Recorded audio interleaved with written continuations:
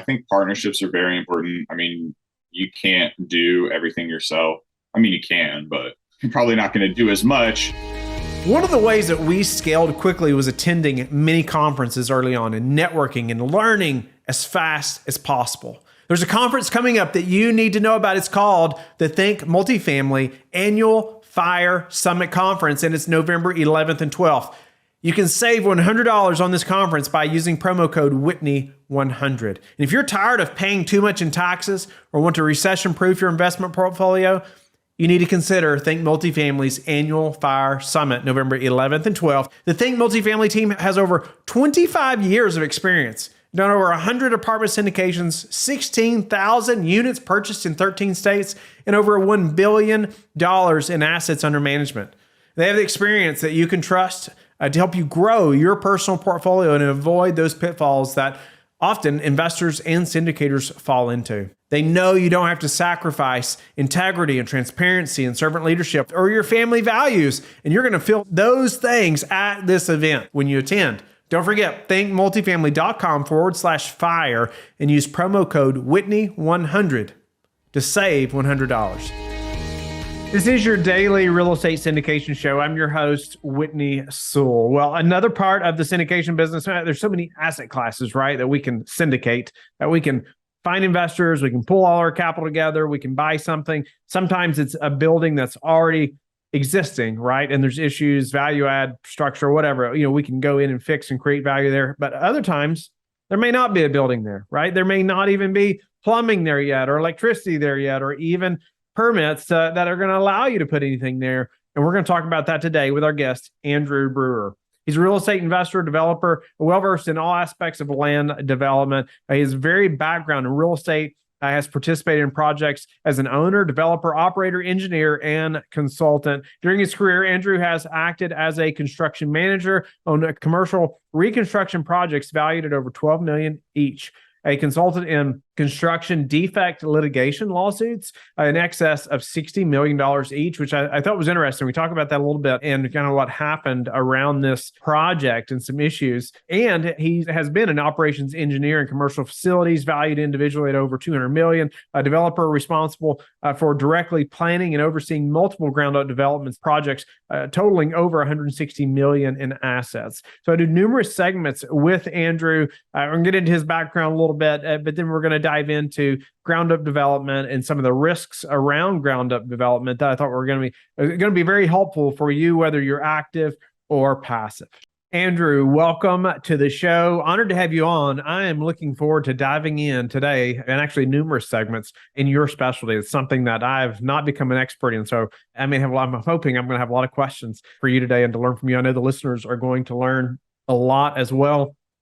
Give us a little more about who Andrew is, though, so we can learn more about you, and we're going to dive into a topic that I know many listeners are very intrigued about as well, whether they're passive or active investing.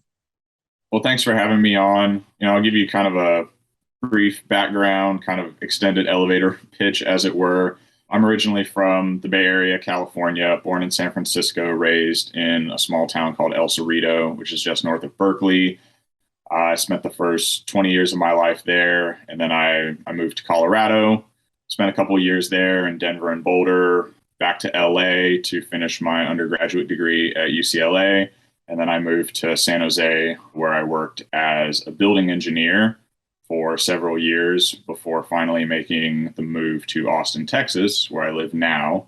Presently, I run Gall Investments, which is a real estate development company that I founded back in 2017. And how I got started in real estate development, which is something that everybody always asks, is a little out of the ordinary. After I graduated from college, I got a job as a building engineer. I was working in a high rise in San Jose, California. It was a mixed use facility, 27 stories, 197 residential units, and ground floor commercial. So 8 ground floor commercial parcels, and then 3 floors of subterranean parking. So massive facility, over 500,000 square feet.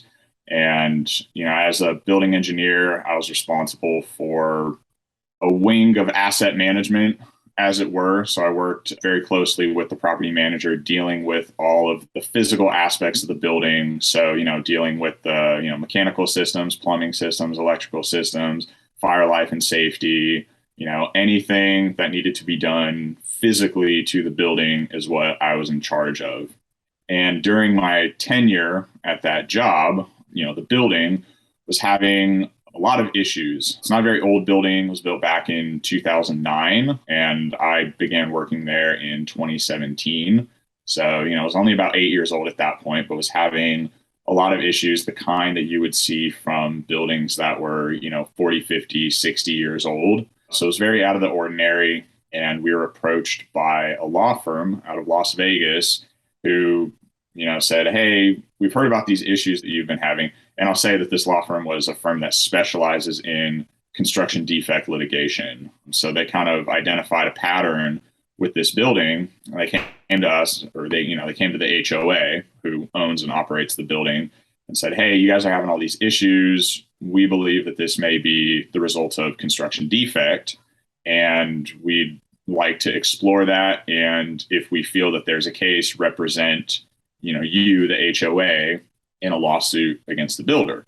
And so the HOA said, "Sure, we don't like having to pay, hundreds of thousands of dollars every single year in, CapEx to fix, multiple, leaks and, plumbing leaks, leaky windows, everything messed up there."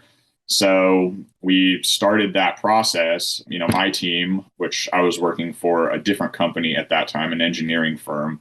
So it wasn't my company of Iron Gall Investments, but, my team there, we worked hand in hand with the law firm as consultants on that case. It was a 3-year suit. And, as the building engineers, we had that knowledge of the facility. Like, we kind of knew where all the issues were, what exactly was going on. And so we were able to, put together a strong case. We sued the builder. We won the lawsuit, reached a settlement. It was a $60 million case. So once that concluded, we took those proceeds and did a reconstruction project on the facility to fix all of those issues, which was huge. We had to repipe the entire building. We had to replace all of the windows. If you can imagine, repiping over 500,000 square feet of commercial space, ripping up people's walls, like going into every unit, like pulling everything out, replacing it, replacing all of the windows. It's like 3 sides of the building are just glass windows. So we'd be out there on the lift, like, taking these like massive, bulletproof glass panes out, resealing everything, putting them back in, redoing the roof, redoing the pool deck, all this kind of stuff. And through that, of course, we had to work with the city, we had to get permits, all that kind of stuff. So it ended up being, about a 4-year project, all said and done. And, through that, learned an incredible amount about construction, about, redevelopment and development, what it takes to be able to go down to the city, negotiate for permits, and for anyone that's listening that has ever tried to develop or do anything government related in California, it is a nightmare. It's a whole other animal. Yeah. Yeah. So it's really tough to do anything like that in California. And kind of, in my opinion, it's like, if you can develop in the Bay Area, like, you can develop anywhere in the world. Like, it doesn't get much harder than that. So it was really informative process. And while I was, working in that job, I started, investing in properties on my own. I got married, pretty early in life, and my wife was always kind of intrigued with real estate. She wanted to, buy properties. Her mom had, purchased some rental properties when she was younger. So she'd been kind of exposed to, the just, what it takes to do real estate investing, the benefits of buying property and holding it, asset appreciation and rental income and all those, great things that we know and love. So, her and I kind of started on that journey. Very small stuff in the beginning. I was doing that on the side, in addition to my normal job, and buying small properties, single families, small multis, in California. Them out. I was actually out of state, so I couldn't afford to buy in California. I was in Kansas City, actually. That was the first market I started buying in. Chose Kansas City because my grandparents lived there. And so I knew the area a little bit, better than some of the other markets that people go to. So that it just kind of made sense to go to that market. And did that for a little while, didn't really enjoy it. It was pretty hard juggling, full time engineering job and a family while trying to invest out of state as well and manage that whole animal, which can be a full time job in its own right.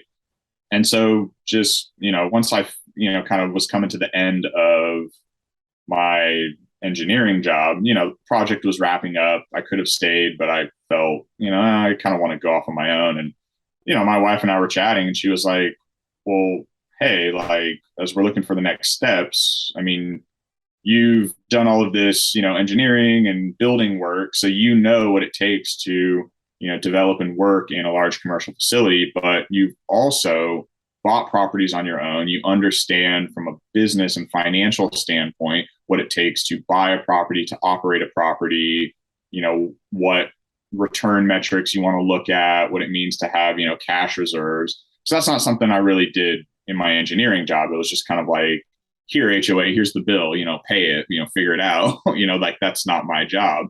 So she's like, why don't you take these two sets of knowledge and put them together and go, start a development company or a commercial real estate company and really use those. And I was like, yeah, okay, that makes a lot of sense. Why don't we do that? And so we started developing properties or looking towards that at least. That kind of coincided with our move out to Austin, which is about 3 years ago at this point.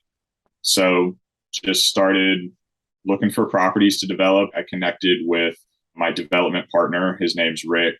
How'd you connect with him? I was actually working on a redevelopment in Austin, and I ran into some issues on that deal. I was connected with, another fella, had another partnership that kind of went south a little bit, and, project wasn't working out. We had to figure out how to kind of pivot away from our original business plan and not completely lose our shirts. And so I was just connecting with other people in the local market, like, putting out feelers to people like, hey, I'm working on this project. I'm having this issue.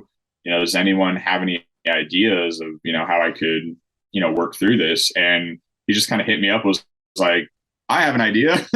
And we got to talking and, weren't able to do as much on that one deal as we wanted, but, I think developed a good relationship there, kind of enjoyed working together, realized that we had some complementary skill sets. And another deal popped up, just a couple months later. We're like, hey, why don't we try to take this deal down together?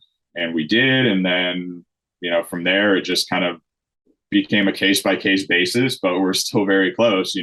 Either one of us will find a deal and, we kind of bring it to the other person, or like, hey, you want to take this deal down together? Yeah, sure, let's do it. And so we've done 5 deals together at this point. And, we just, and we have other deals as well that we'll kind of help each other out on in various aspects. We're both pretty busy. We've both got other stuff going on outside of our core deals, but we'll have deals where it's like, hey, I'm working on this deal. You don't really have time to be, full-time partner in it, but I'd still like to, have you involved, if I've got some questions, bounce them off you. Sometimes we'll, pay each other just like a, monthly consulting fee, as it were, to just like, hey, like, I'm going to take X amount of your time every month, a few hours a week.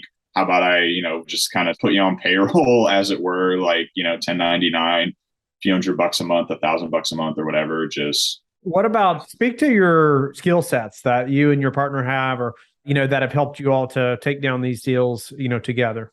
Yeah, definitely. So my partner, Rick, he's grew up building spec homes with his parents. Parents owned a home building company. And then, he went out when he was 18 and started, working for some other companies doing the same thing. But one of the companies he worked for, he was the land, acquisitions guy kind of. So, he'd be the one that would go out and find land and get it entitled for, these spec home developments. It was on a, smaller scale. It wasn't like, hundreds and hundreds of units, but the work is basically the same, whether you're, subdividing, one acre into, 4 quarter acre lots, or whether you're subdividing, 100 acres into, 400 lots. It's the same basic process. You have to follow the same steps. You have to do the same kind of stuff. You got to think about, drainage and, roadways and access, and, you still have to pay, tap fees and all this kind of stuff. So he had that skill set, which, I hadn't done actual, like development from nothing at that point. I'd only done redevelopment. So he was very, helpful there. And he's also worked in Texas, his whole life. So he's very connected into, the Texas builders market. Pricing for stuff in Texas is a bit different than in California. So that, helped in being able to properly underwrite deals with the right price for things.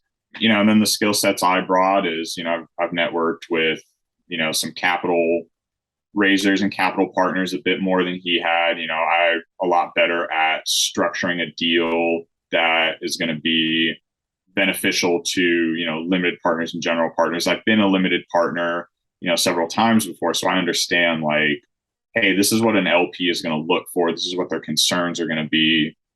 So we'd kind of be able to, we'd find a piece of land, look at a deal and say, okay, what's the highest and best use here? Kind of come up with that together, and then be like, all right, now that we know that, is that feasible? Let's go figure that out in due diligence. And then once we determine that there actually is a project to be had, it's kind of like, all right, now can we make the numbers work for an investor? Because, it can be an awesome deal that you can get over the finish line, but if the returns are really low, or, it's super risky, nobody's going to invest in it, and you don't actually have a deal. Sure. Yeah.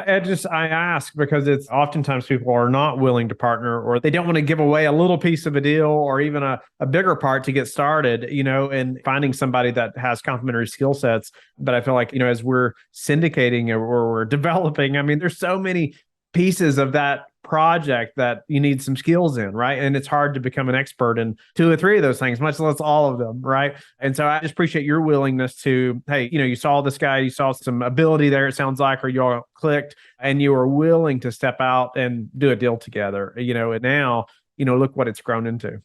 Yeah, no, definitely. I think partnerships are very important. You can't do everything yourself.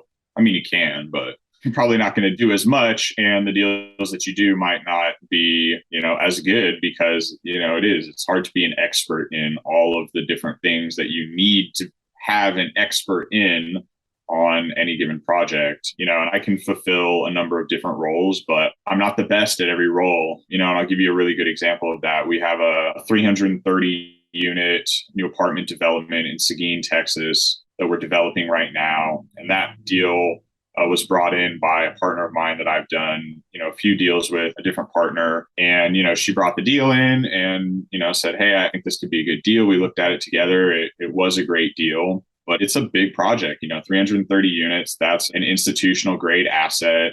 There's going to be a very specific investor that's going to invest into a deal like that. There's going to be a very specific buyer, and it's a whole different animal. It's the same process, but it is a different animal than, a smaller development if you're doing, 15 or 20 units or something like that. And while I'm a decent underwriter, I can underwrite a deal. I'm not best underwriter, and I'm not the best underwriter that I know. And so when we were evaluating this deal, I said to myself, I could underwrite this deal and probably do a decent job at it.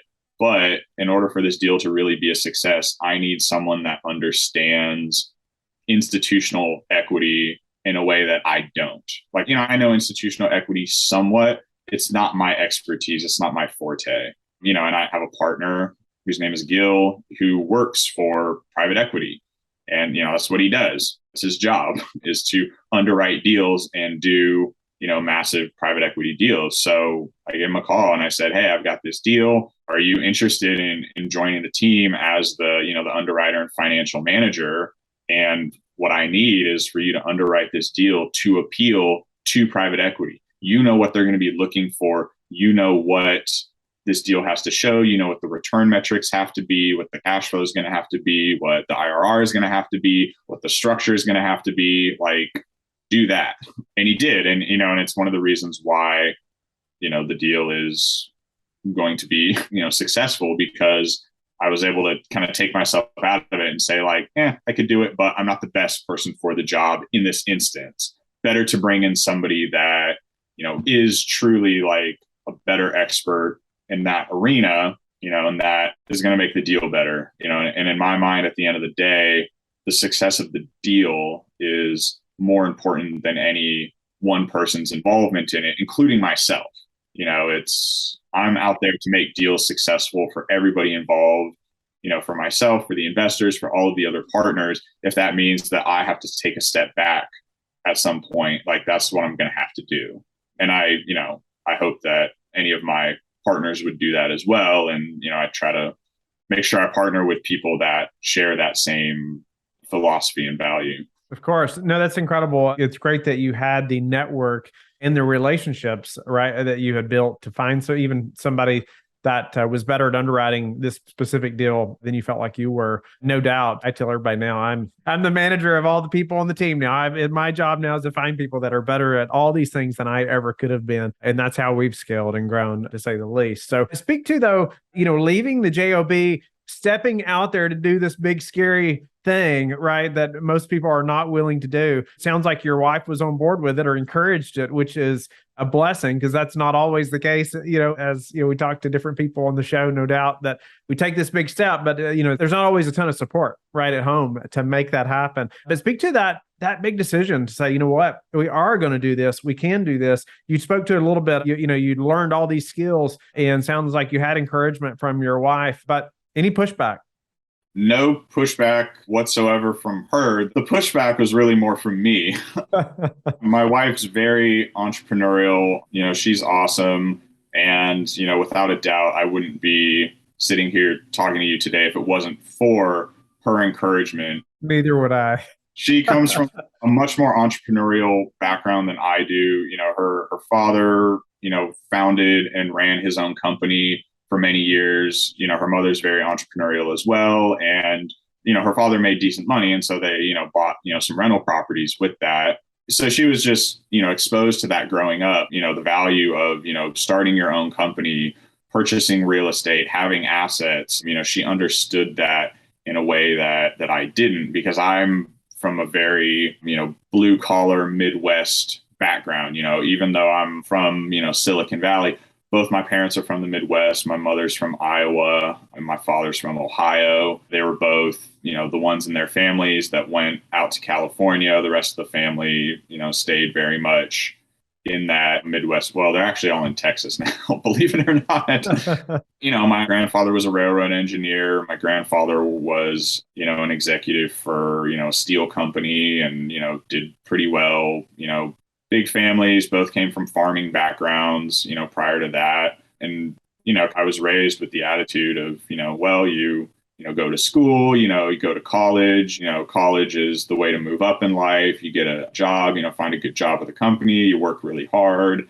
Your boss will notice that you're working really hard and give you a promotion. And, you kind of do that, get a pension, like all that kind of, knowledge that most people in the middle class grow up with. The safe way, right? Quote, safe way. The safe way, right? And we had some, we lost our house in 2008, so I saw the downside of real estate investing before I ever saw the upside of it. So I always knew that I wanted to own my own home and do something, but I didn't really start, leaning into that entrepreneurial, itch in my mind until, I met my wife, and she was like, hey, you need to read this book, why don't you read, Rich Dad, Poor Dad? Why don't you read, Secrets of the Millionaire Mind? I think even before we got married, when we just met each other, she got me Investing for Dummies, and was like, just read this, start thinking about it, and I did. And she just kind of, pushed me that whole way. I still went to college and I've never used my degree, but she was very encouraging throughout the whole thing. She's the one that kind of pushed me. I think she would have liked it if I would have left my job and started our own company a lot sooner, but it took me a little while to get there in my own head. Yeah. But she was completely supportive of it. But we're able to do that because we're very frugal. We live very cheaply and plow all of our money back into investing and into our projects. We drive beat up old cars, we house hack. I live here in Austin. I have a 7-bedroom house that I bought. We rent 5 of the rooms out, and that more than covers our mortgage payment, so we don't have a housing payment, and, we don't have car payments because we drive, cars from 1995. And so it's those kinds of lifestyle choices that allow us to have a very, very low, basis of living, which then allows us to make riskier moves because we don't have, $10,000 a month of, payments and, mortgage payments and car payments and all of this stuff that we have to make. We're like, as long as we can, make enough money, like, to buy food every month, we're pretty good. And so that's allowed us to be a little bit riskier, even though, we have a family and have to think about that. So, but yeah, definitely couldn't have done it without encouragement from her and her support, in it. And I get freaked out a lot more than she does.